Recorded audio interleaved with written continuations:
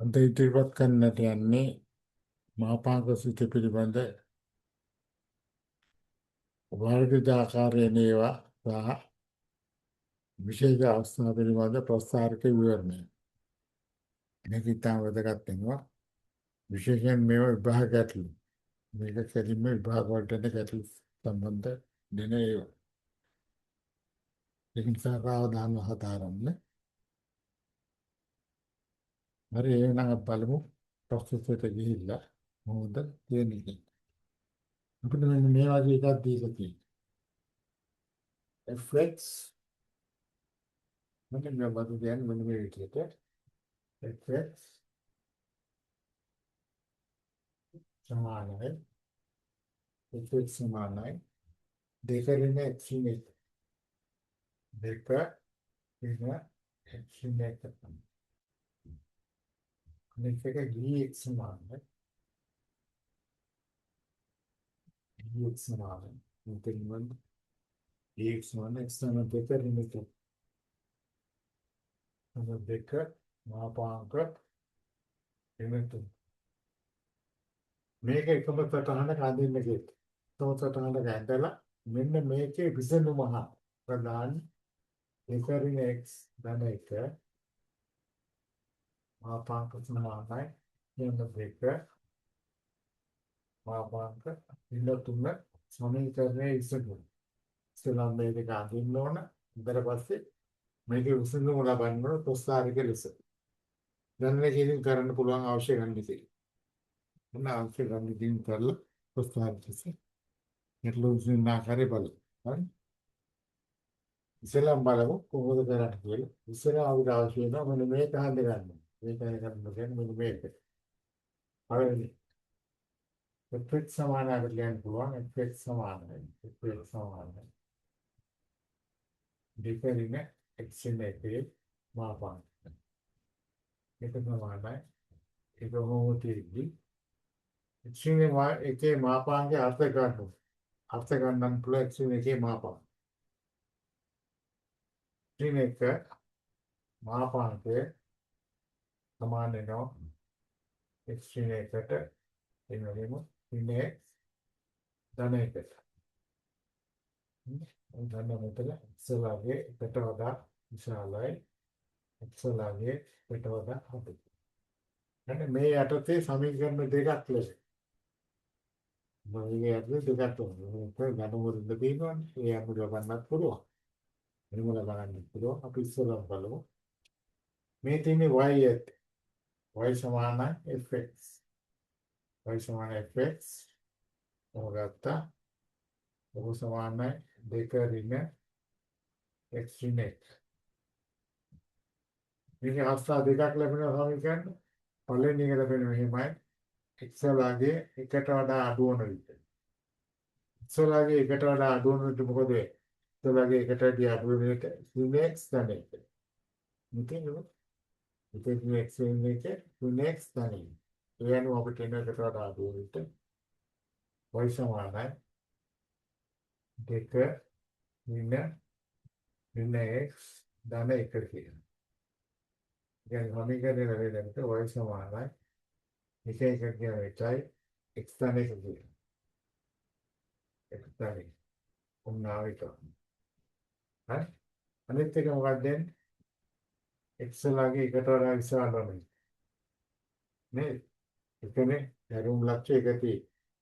ඒක අඩු වෙන අවස්ථාව සහ එකට වැඩි වෙන අවස්ථාව. ඒ විදිහට ගන්න තියෙනවා. හරි. පැහැදිලි තේරෙනවා? ඒතකොට එකට වැඩි වෙන අවස්ථාව වෙන්නේ කෙලින්ම x නේ එකම දාන්න පුළුවන්. මේකේ වටනකම x නේ එක. මාපාංකයේ x නේ එක. y සමානයි දෙක ඍණ x ඍණ එකකට. මේක සුළු කරා වෙනවා y සමානයි ඍණ x සම්පූර්ණ. දැන් මේ දෙන්නටම තියෙන පොදු එක්කෙනා හොයා ගන්නවා. පොදු එක. ඒ දෙක විසඳන්න. විසඳන්න පුළුවන් මනෝමය. විසඳරක් සුදු කරන්නේ 2y සමාන 4යි y සමාන 2යි. 2යි කියන්නේ නේද? y සමාන 2 දාපු ගමන් x සමාන 1යි. පොදු අපිට ලැබුණා මෙයාට පොදු. මොකද දෙන්නේ? පොදු 1 2 හරි පොදු එක දෙක. පොදු ලක්ෂ්‍ය වෙන්නේ එක දෙක. හරි පැහැදිලි වෙනවා. ඒක දෙක. ඒකම මේ අතරම මේක අපි ප්‍රස්තාරගත කරන්නත් පුළුවන්. පස්සේ ප්‍රස්තාරගත කරන්න. ඔය ටික තියාගන්න. අපිට අවශ්‍ය වෙන්නේ මේ ටික විතරයි. මේ ටික ගුණවත් අවශ්‍ය වෙන්නේ. මේ ටික වහලා අනිත් ටික වෙනම ගන්න යනවා. මම වෙනම මේ පැත්තේ. හරි මේ පැත්තේ ඒක ගන්න. මේ gx සමාන x දෙක රින්න තුන කියන්නේ. හරි ඒක තමයි. කොහෙන්ද අපිට මේක වුණා මේකෙල්ල අවශ්‍ය මේක තියාගමු මේකට අවශ්‍ය වෙන්නේ මේකට මොකමු මේකට අවශ්‍ය වෙන්නේ මේ යට තියෙන එක අවශ්‍යයි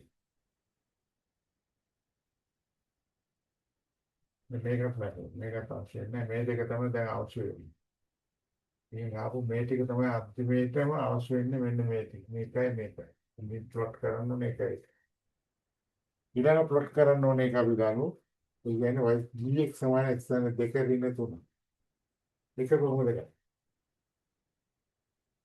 මේක ලියන්න පුළුවන් මෙතන වේදනේ මේ දෙවුවා හරිනේ x දෙක සම දෙක මාපාන්තය සමානයි සම දෙක ධම්ම ඍණ ඍණ 2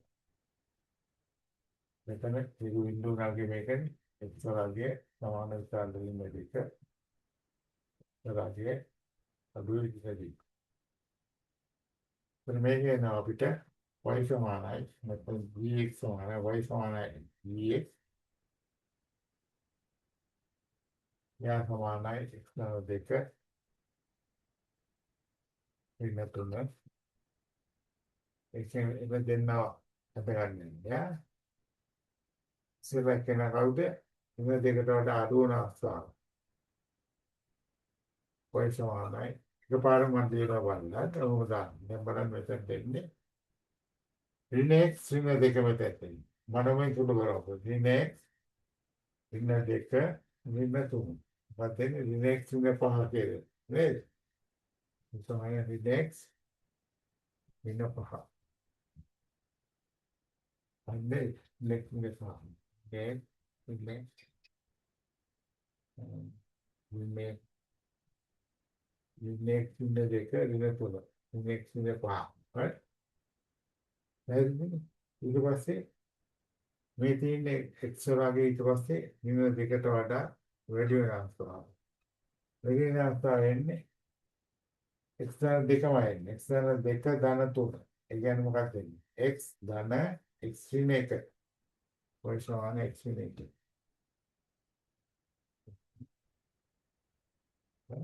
දැන් අවශ්‍ය දේවල් අපි අරන් තියෙනවා. මෙයාගේ පොදු එක ගන්න. පොදු එකක් අවශ්‍යයි. පොදු මේ දෙන්නට පොදු එකක්. හැරෙන්න දැන් ප්‍රස්තාර මේ හැරලා හැරෙන්නේ තුඩ කස්පේ තුඩ කියන කස් කියන්නේ තුඩ මේක එකතු කරන්නේ කියලා ඍණ 6යි 2යි y සමානයි ඍණ 6යි y සමානයි ඍණ 3යි y සමානයි ඍණ 3 දාකොට x සමානයි ඍණ 2යි නෝ ඍණ 2 ඍණ 3 පොදු ඍණ 2 ඍණ 3 දැන් ප්‍රස්තාරයේ පැහැදිලි නිසා එකයි ගන්න ඍණ 2 උඹනි වෙන වස්තාව හරි අවශ්‍ය දේවල් සම්පූර්ණ කරලා තියෙනවා ඕනම් බලා ගන්න තා ටික එතකොට අපි බලමු මේක ඇඳින හැටි දැන් බලන්න මෙතන මේ ටික අවශ්‍ය වෙන්නේ ඒක ගන්නවා මොකද බෝඩ් එකේ තියෙන වගේ ඉන්න මේ නගන්න වෙන්නේ ඉතින් අවශ්‍ය දේවල් අඳින්න හරි පොට් කරා මේක බන්ද අන්දාගත්තු වගේ තියන්න මේ වෙන්න හරි මෙතන 1 2 3 4 5 1 2 3 4 5 1 2 3 4 5 1 2 3 4 5 පොදු ලක්ෂ්‍ය ඉස්සෙල්ලාම ලකුණු කරන්නේ පොදු ලක්ෂණ වලින් එක දෙක. මේ පැත්තේ එකයි මෙතන දෙකයි. මෙතන තියෙන පොදු. මෙතන පොදු ලක්ෂණ. ප්‍රස්ථාරය හැදලන්න තැන. හරි. ඒට අදාළ ඒ ප්‍රස්ථාර දෙකම y සමාන x තැන එක.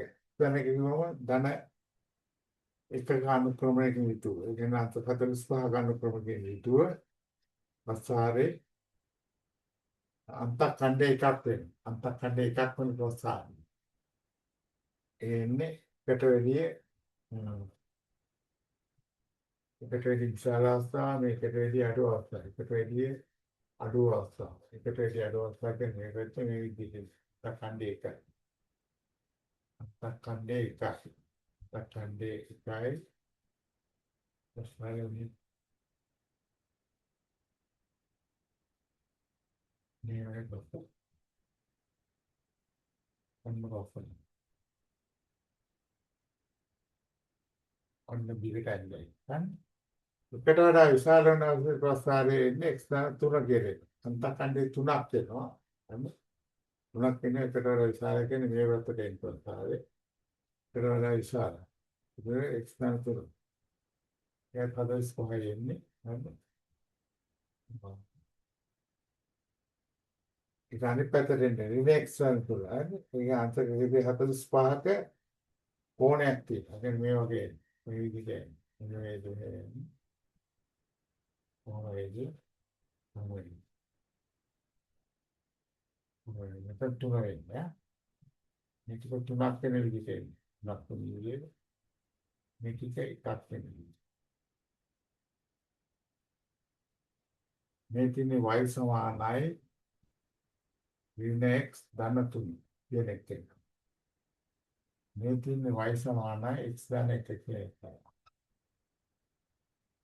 නොකෑ.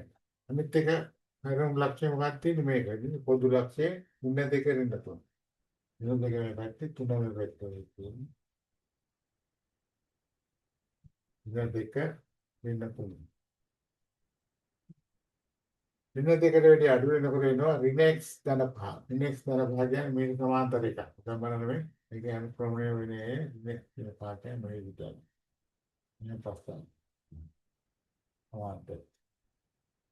දැන් අනිත් එක ඍණ දෙකට වඩා විශාල වන උස ඍණ දෙකට වඩා විශාල වෙට එක්ස්ට්‍රීම් එක. කියන්නේ මේට සමාන්තර ප්‍රස්ථාරය. ඔය සමානයි එක්ස්ට්‍රීම් එක කියන්නේ මේට සමාන්තර ප්‍රස්ථාරය. එක අනුක්‍රමයක් තියෙනවා ඒ විදිහට. මේ යන්නේ. මුදුන y සමානයි එක්ස්ට්‍රීම් එක. හරි. එතකොට මේකේ විසඳුම් කියන්නේ මේ දෙක කැපෙන තැන. මෙන්න මේක එක. මේ ලක්ෂ්‍ය. මේ ලක්ෂ්‍ය. මේ ලක්ෂ්‍ය කණ්ඩායම් හොයනවා. කණ්ඩායම් මේ වෙන්නේ මෙතනයි. ටික මේක. දැන් මේකට අනුවන කෙලින් මෙල්ල තියෙනවා. ආවොත් එන්නේ දෙකයි දෙකයි තුන. දෙකයි තුන. ධන දෙකයි තුන තුනයි නේද? ධන දෙකයි තුන තුනයි. මේක ඉතිරි ගත්තා. ධන දෙකයි තුන තුනයි. ඒකට එපරිදන් තමයි තුන මොකද ලබා දෙන්න මොකෙන්ද? මොන සමීකරණය විසඳුම් අපි හොයන්නේ? ඔබට අවශ්‍ය සමීකරණයට යන්න ඕනේ ඉස්සෙල්ලාම සමීකරණය මොකද්ද? fx සමානයි gx කියන සමීකරණය මේ විදිහට කියනවා නම් දෙකරින් x වින එක දෙක ඉන්න වින එක බව. ඒක සමානයි මෙතන මොකක්ද? දෙකරින් x වින එක සමානයි දෙකරින් x වින එක සමානයි x යන දෙකරින් තුනේ විසඳුම. නම දෙක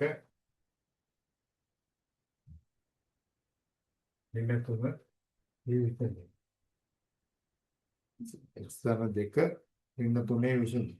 x යන දෙක ඍණ 3 විසඳුම. උත්තරේ මොකක්ද දෙන්නේ? සෝවාට මේකයි. මේක ලබා ගන්න පුළුවන් තාම විශේෂයක් තියෙනවා. මේ සමීකරණ දෙක විඳලා. මේක දන්නවනේ මෙයා කවුද කියලා. මෙයා මොකක්ද දෙන්නේ? මෙයාට ආවේ y සමානයි ඍණ x ධන 3. y සමානයි ඍණ x ධන 3යි. ඍණ x ධන 3යි මේ සමීකරණය. y සමානයි x ධන 1යි විසඳුම. දෙකයි ඉන්නේ පේනවා. දෙකයි දෙකක් වෙනවා එකයි ඒ දෙකයි. හරි මේක ඉන්නේ. එතකොට මේක එනවා. ඕනනම් මේ දෙක විසඳලා ගන්න පුළුවන්. හරි මේ සමීකරණ දෙක විසඳලා. මේ සමීකරණ මේ රේඛාවේ සමීකරණය මේ රේඛාවේ සමීකරණය විසඳලා ගන්නත් පුළුවන්. මේ රේඛාවේ සමීකරණය වෙන්නේ y සමානයි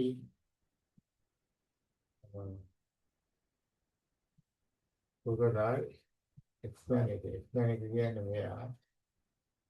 මේක y සමානයි x මේක x මේක y සමානයි x මේක කියලා.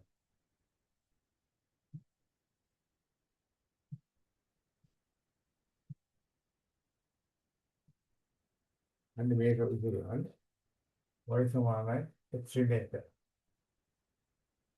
y සමානයි x මේක right y සමානයි x මේක කියන්නේ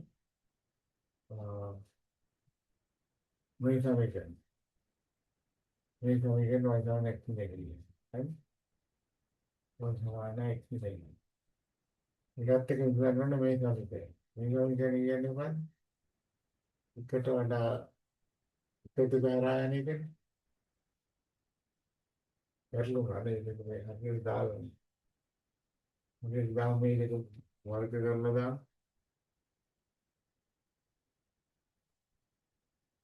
එකට වැඩි අඩු වෙනකොට y සමාන x ගන්න එක. එකට වැඩි අඩු වෙන එක y සමාන x ගන්න කියන්නේ මේක. මෙන්න මේක. මෙතන එක.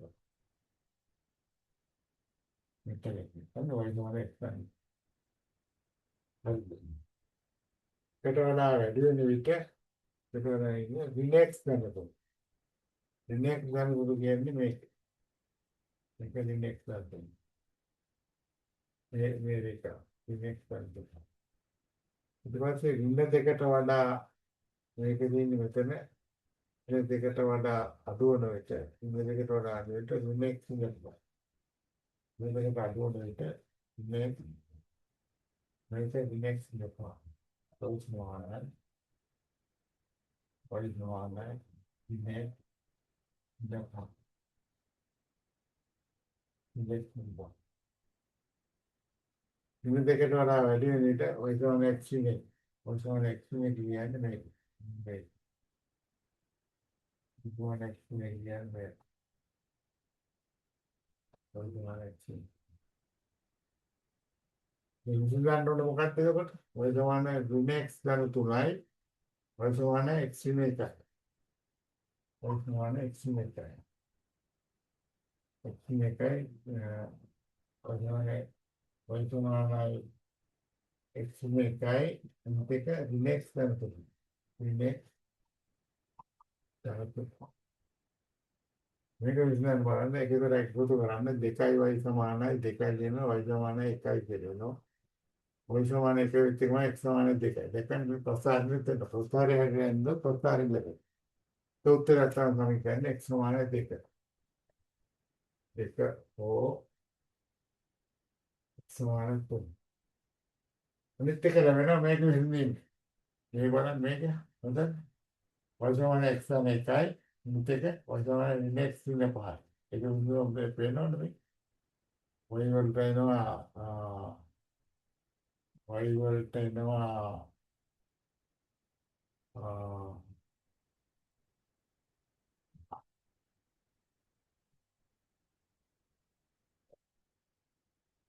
මෙන්න මේ දෙක විසඳන්න.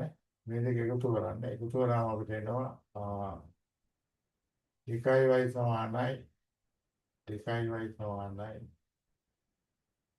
2y සමානයි 2y සමානයි x එක දෙනවා ඍණ 4යි ඍණ 4යි කියන්නේ y සමානයි ඍණ 2යි y සමානයි ඍණ 2යි x සමානයි ඒක දෙනවා ඉක්මනට මේ පැත්ත ගත්තත් හරි ප්‍රසාරය ගත්තත් එනවා නේ එක ප්‍රසාරය ගත්තත් එළතුන ඉන්න තුන ප්‍රසාරය ගත්තාම ලේසි හොඳ ප්‍රසාර කුරේක හොඳට මේ කළා විභාග දෙනකොට එහෙම ප්‍රසාර පොලයක් අරගෙන ප්‍රසාර පොලේ අරගෙන දෙන්නේ හරියටම බැලුවම නියම තැනට ලැබෙන දශම ස්ථාන වලට දිනන දශම ස්ථානත් එක්ක ලැබෙනවා.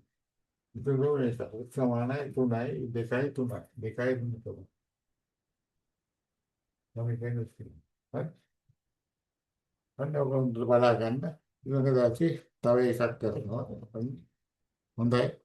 වැයදු බලා ගන්න විදිහට අනිත් අයට ෂෙයා කරන්න අනිත් අයට දැනගන්න සලස්වන්න. හරි. හොඳයි එහෙනම්. ඉතින් නවතිනවා.